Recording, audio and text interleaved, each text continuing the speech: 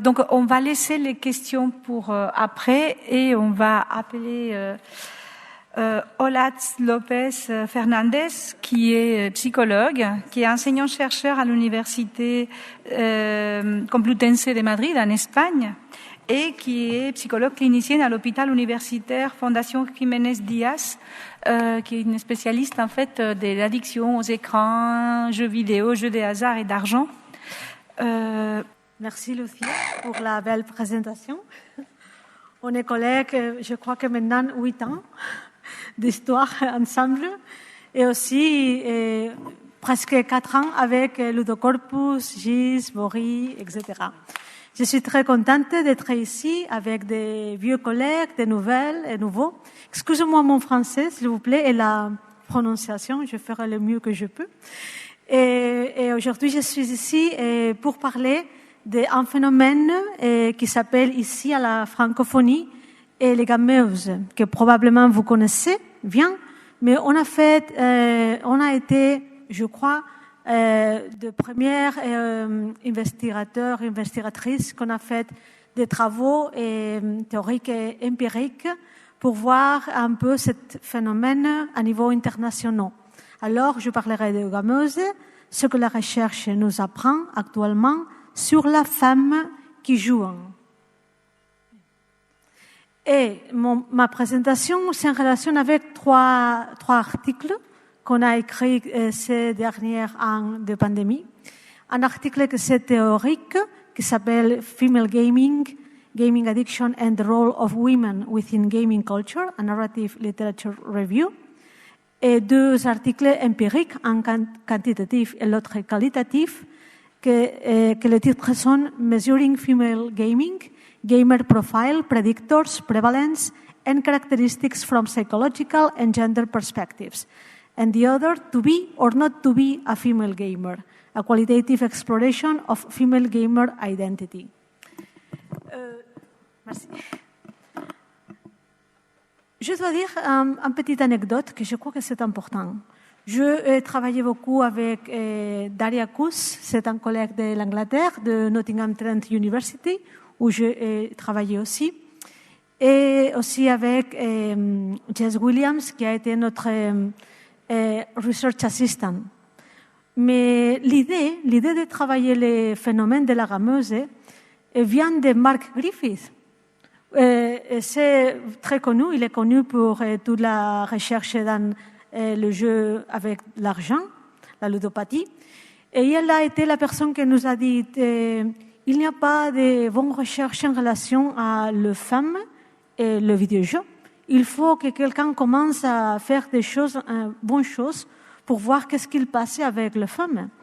Et alors, on a fait ces travaux scientifiques, mais aussi on a fait des travaux avec la littérature grecque pour voir qu'est-ce qu'on connaît maintenant en relation avec les phénomènes. La première question, quand apparaît le phénomène de gameuse? Vous pouvez voir 2 images. La première image, une petite fille, mais aujourd'hui.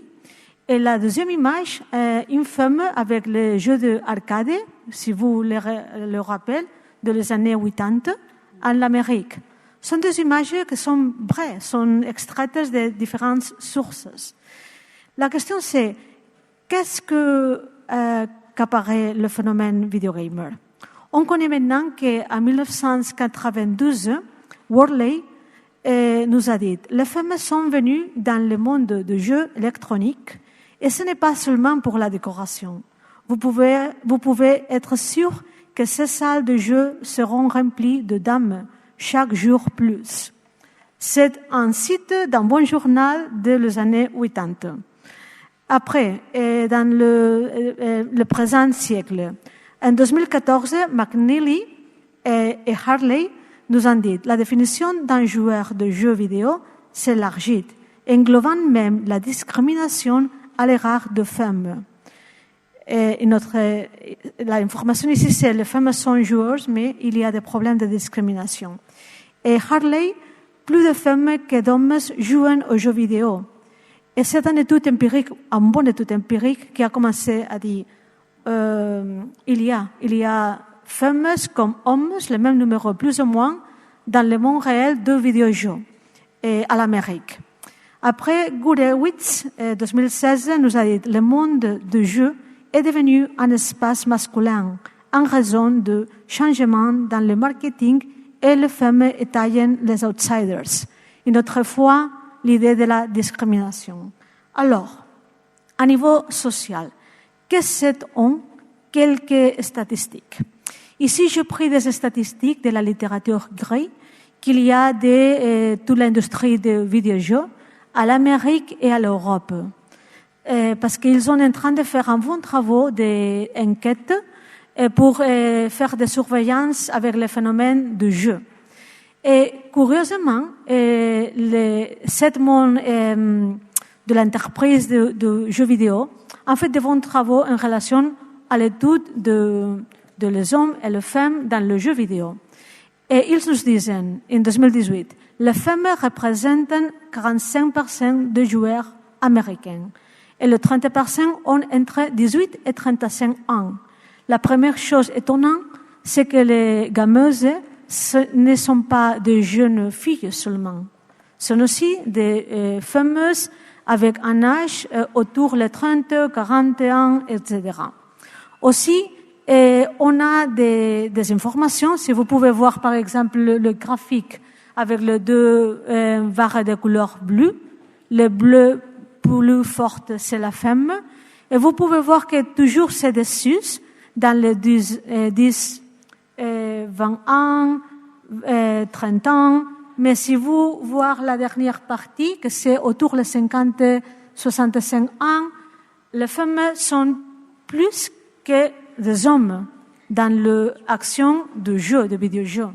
Et si on voit en dessus les images de l'industrie, les recherches de l'industrie à l'Europe, que c'est plus proche à la France, à l'Espagne, à notre pays, on peut voir que 47% de joueurs sont femmes et que l'âge average age, la moyenne âge de ces femmes, c'est autour de 32 ans.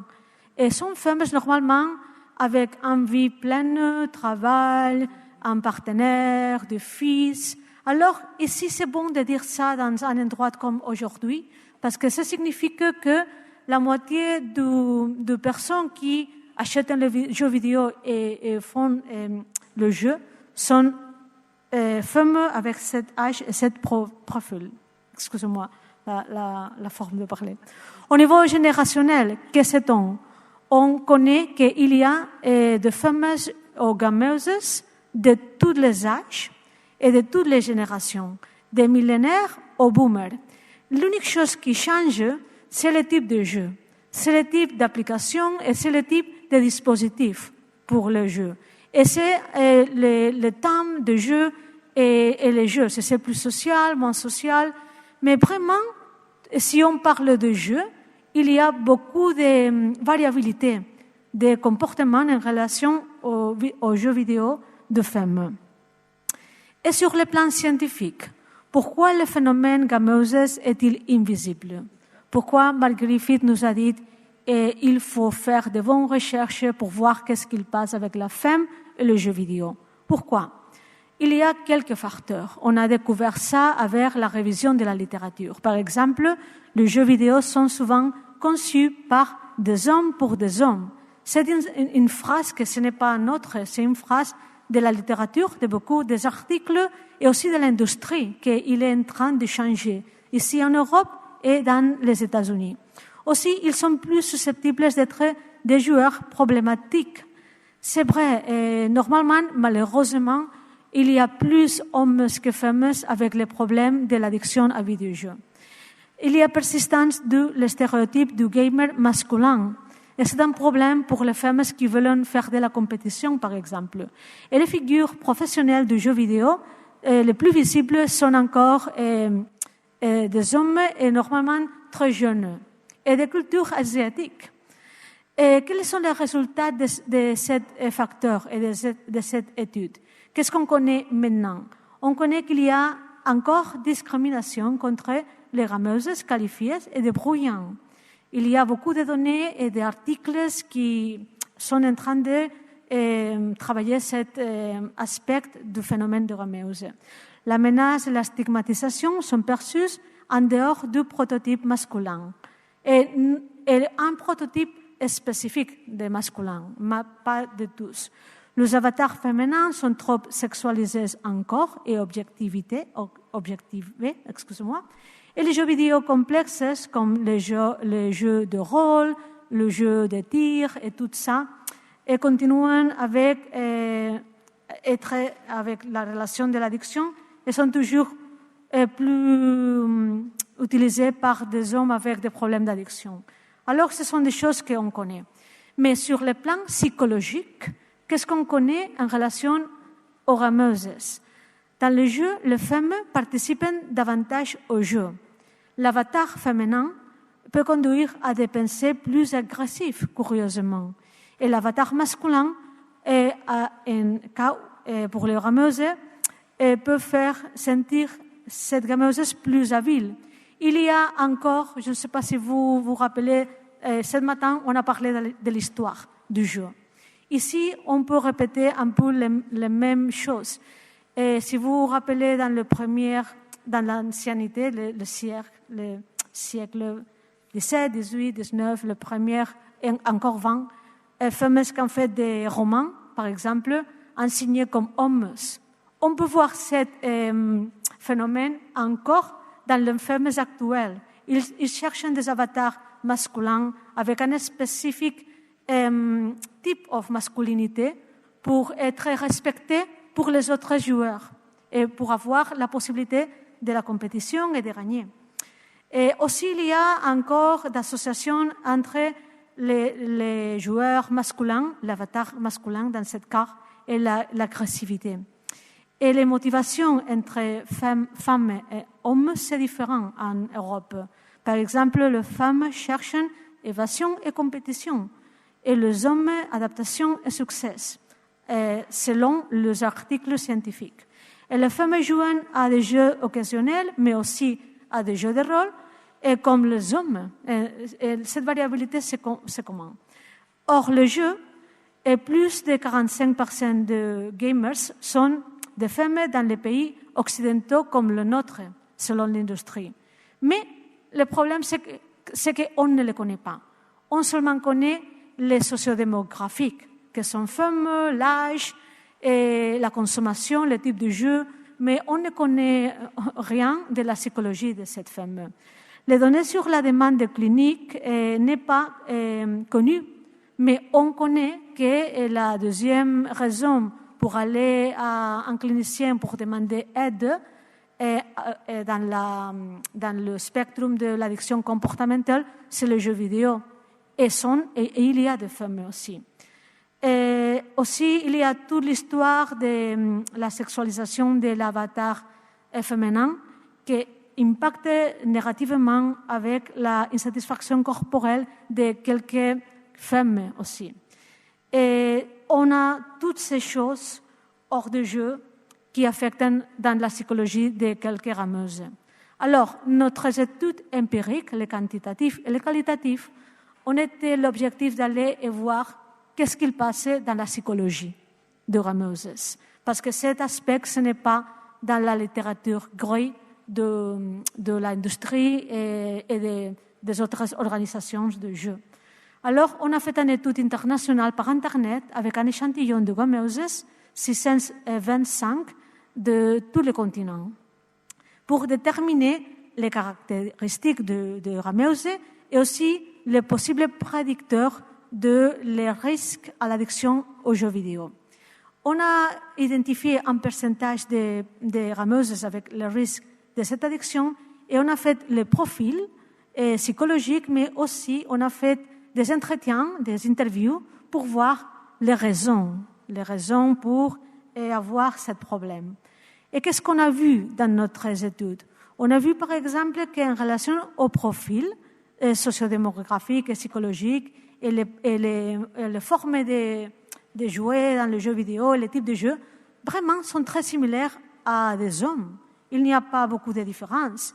Ils jouent avec l'ordinateur, la console, tous les types de jeux, surtout les jeux qui sont compliqués, les Morph, FPS, qui sont les jeux de rôle, qui sont en ligne, de compétition avec des autres, mais aussi les jeux solitaires, individuels, les casual games avec les smartphones. Alors ici, il n'y a pas beaucoup de différences. Mais si on commence à voir les problèmes d'addiction aux vidéojeux, on voit des choses qui sont différentes. Par exemple, dans notre étude, presque les 40% des variations expliquées, c'est pour 7 facteurs. Les prédicteurs qui semblent expliquer les possibles risques d'addiction aux jeux vidéo des gameuses, c'est la réussite motivationnelle, la motivation sociale, la présence incarnée de l'avatar dans le jeu vidéo, l'identifiant d'avatar, l'hostilité, la phobie sociale et la perception de la forme du corps. L'hostilité et la phobie sociale, c'est commun à les hommes avec des problèmes de jeux vidéo. Mais toutes les choses en relation à l'identification de l'avatar, la perception de la forme du corps et la motivation sociale et les réussites motivationnelles sont des choses qui sont plus des femmes, de gameuses. Et c'est un premier nouvel résultat qu'on a vu dans la recherche, que c'est différent des prédicteurs qu'on connaît des classiques d'addiction aux jeux vidéo dans les hommes. Et notre résultat très intéressant, c'est que seulement 1% de gameuses semblent être avec le risque de développer une addiction aux jeux vidéo.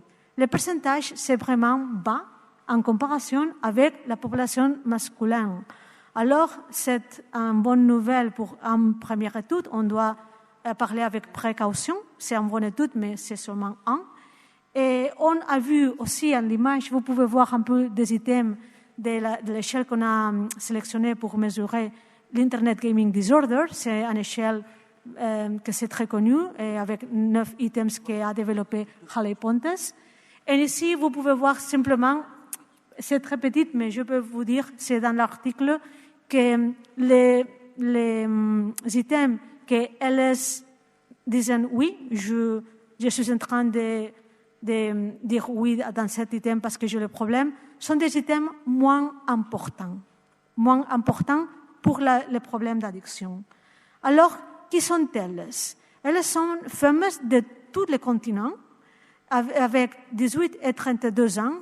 Je rappelle que 32 ans en Europe, c'est la moyenne d'âge selon l'industrie des jeux vidéo, sont bien éduquées avec des études universitaires et sont de toutes les nationalités.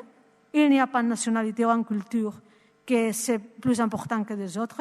Et elles ont des professions, elles travaillent. Et peut-être, comme dans le cas des hommes, la chose qui est plus préoccupante pour nous comme psychologues, c'est qu'elles jouent environ 7 heures par jour. Et elles travaillent. Elles ont des partenaires et quelquefois des fils. Alors, c'est la chose qui probablement marque les problèmes d'addiction.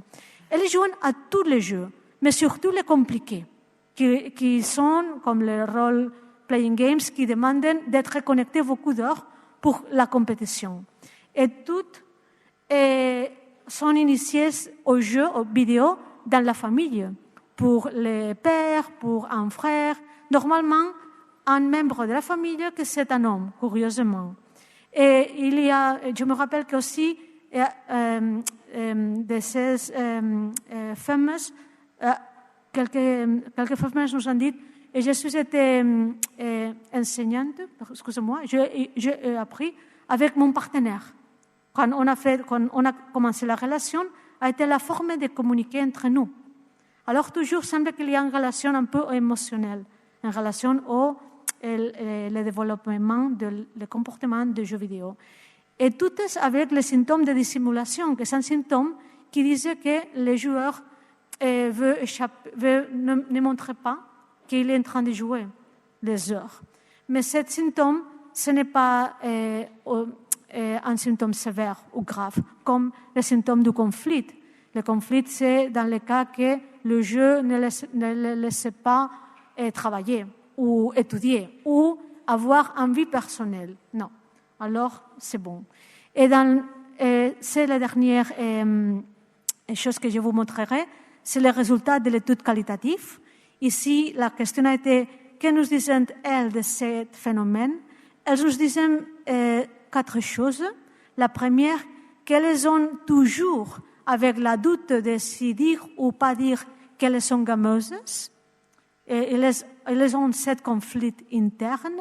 Aussi, elles sont conscientes que le jeu vidéo les a aidées à, par exemple, développer des habiletés, de contacter différemment socialement, qu'elles sont des personnes avec beaucoup de habiletés. Mais, en même temps, elles sont conscientes qu'il y a l'autre face de la monnaie, et que c'est le problème mental.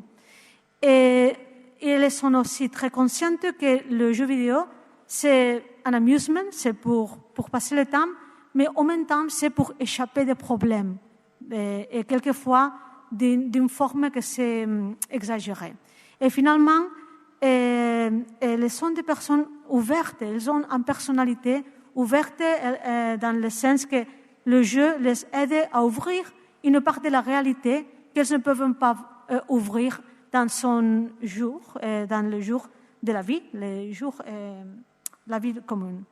La conclusion, c'est seulement que l'idée de cette présentation a été vous montrer un peu avec non seulement toute la connaissance qu'on a de l'industrie du gaming, aussi les travaux qu'on est en train de faire avec les méthodes scientifiques.